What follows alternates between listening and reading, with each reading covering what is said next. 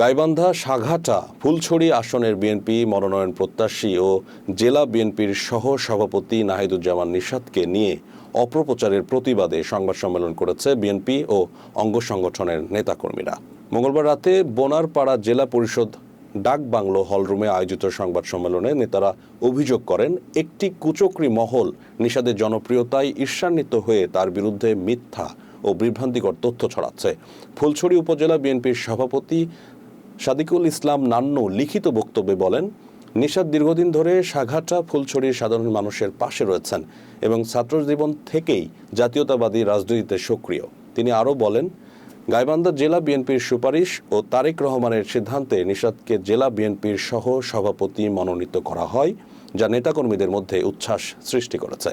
কিন্তু একটি মহল রাজনৈতিক ফায়দা লুটতে নিশাদের বিরুদ্ধে অপপ্রচার চালাচ্ছে।